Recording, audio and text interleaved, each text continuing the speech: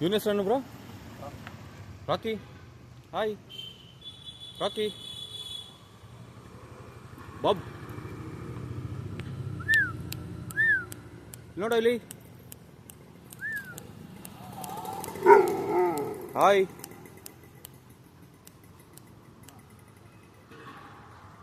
ಊಟ ಎಲ್ಲ ಏನಾಗ್ತೀರ ಬ್ರೋ ಇದಕ್ಕೆ? ಡೈಲಿ ಬೇಕೇ ಬೇಕಾ?